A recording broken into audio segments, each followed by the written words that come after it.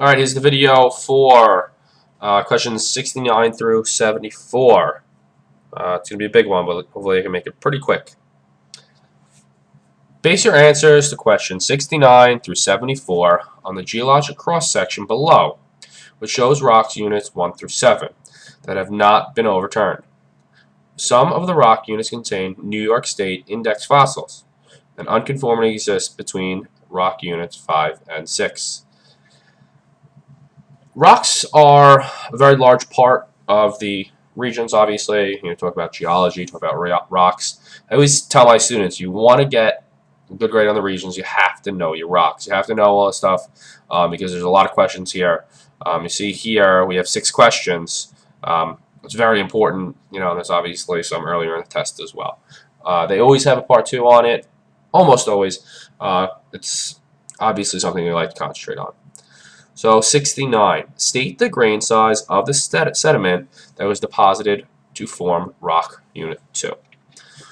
Now, when you come here and you look, okay, you have this as rock unit 2, but wait a second, it doesn't give me any information about this. So how could I possibly know what they're talking about? Well, one of the tricks here is that you need to know how to use the earth science reference table. So let me go to the reference table real quick. And when you go to the reference table actually tells you a lot of different things. Okay, so it tells you the grain size, but you don't know what type of rock it is yet, so that's not going to work. Composition gives you some comments sometimes. Rock name and map symbol. Okay, this is what we're looking for here. So when we look at section 2, it's like a dashed line. It's really the best way to explain it. So we know that it's shale because that's the map symbol that they use to explain it. So what we're able to do is figure out that it's clay and its grain size is 0.0004 centimeters. When you write this in the reference table or on the answer sheet, you really need to make sure that you put the centimeters in there. Sometimes it's given, sometimes it's not given. So really make sure you concentrate on units. It's very important, obviously, for what you're saying. How do they know you're not talking about inches? But it'll be important in the future also when you go on to biology, chemistry, and possibly physics. The second question says, identify 2 processes that produce the basalt.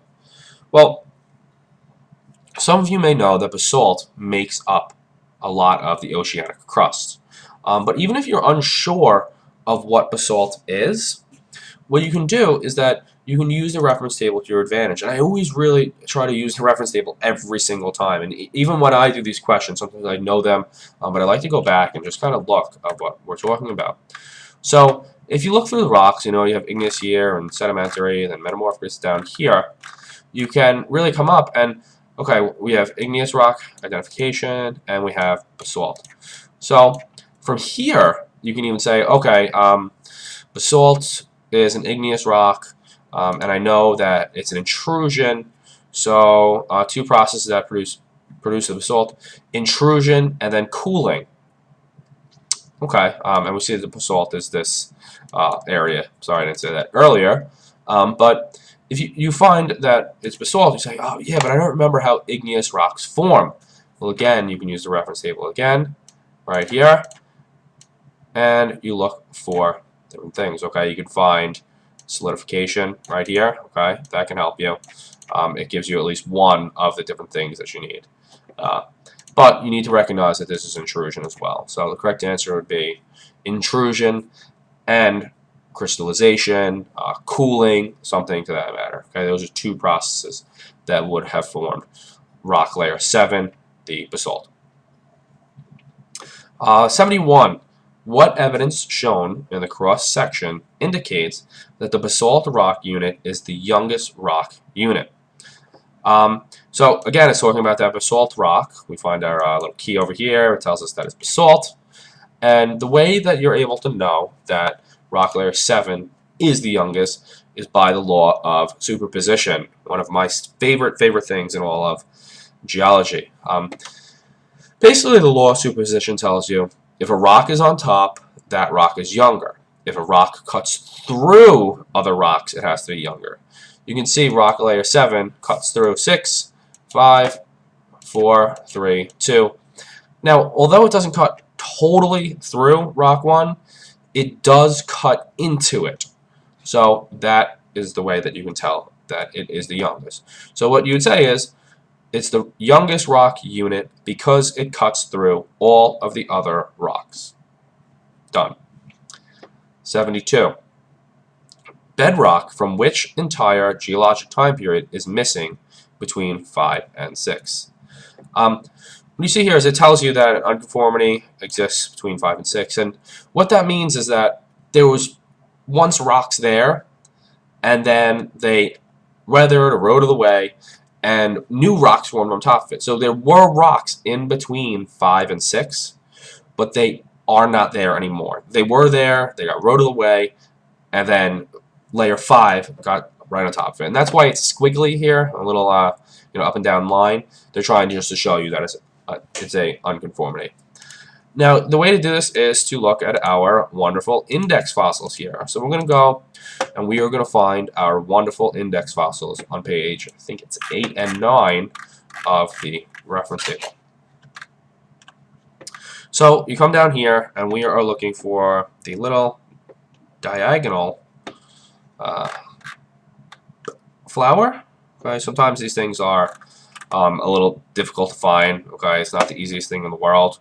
But if you just take your time, okay, this right here, number 5, the index fossil number 5, looks like this. Yucca phenoltrinicite. I don't know. All these things are in Latin.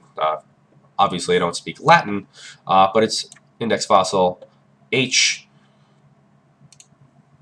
And we come down here. It looks like a type of trilobite, so it's a little bit older. Okay, it's number A. So you have A and you have H. Now, the trick here is to use your reference tables and to line them up. Okay, it's a little harder to do on the computer than I like, but give me 1 second and we will get it. Okay, if I line these up now, come on, I'm going to be a pain in the butt. Always a pain in the butt, these things. Alright, I'll line up the best I can. There we go. So we're looking from A and we're looking to H. Now we're looking for a time period before that. And remember, it tells you period up here. It's not asking for epoch, it's not asking for era. Right, I'll go back to the question real quick. If you can see it, this small geologic time period is missing. So we're looking for a period between fossil A and fossil H. You find H up here, you find A down here, and the only time period that falls between it is the Ordovician.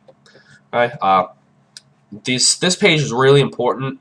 A lot of people lose things on this side. Okay? They forget that this is even here, or important geologic events are on this page. Excuse me. But it's very important to make sure that you are familiar with all these before you walk into the test. And I encourage you to take early Regents and make sure you're really reviewing these things and make sure you know where everything is. It's very important. So the correct answer is Ordovician. 73. Identify one metamorphic rock that could have been formed by the contact metamorphism within rock unit 1. Here we go. Contact metamorphism. Make sure important word, contact, is going to help you get the answer. And remember, we're talking about rock unit 1. So first thing you want to do is you want to find that rock unit 1. And you want to figure out what type of rock this is. Well, again, we go back to that wonderful Earth Science reference table, and we are looking for mapped symbols. Here we have it. It looks like a layer of bricks, okay, up here.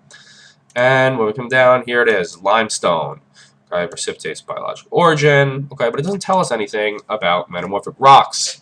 But luckily, here we are, metamorphic rock identification.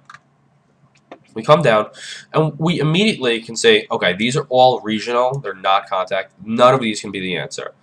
Regional cannot be the answer. So we come down and we look for limestone in the descriptions. We'll be able to find metamorphism of limestone or dolostone. Okay, boom, there we go. It can also be hornfels. Okay, so it can be marble or hornfels. It says various rocks changed by heat from nearby lava. Okay, but this one is contact. It's not regional. Okay, so we're not exactly sure which the answer is definitely going to be. I would pick marble. Okay, marble is definitely the limestone of dolostone. They like to throw hornfels on there a lot because it's various changed. But remember, it's not contact. Oh no, it is contact. Okay, so we can have two. And let me just read that again. Formed by contact metamorphism. Sorry, used there for a second.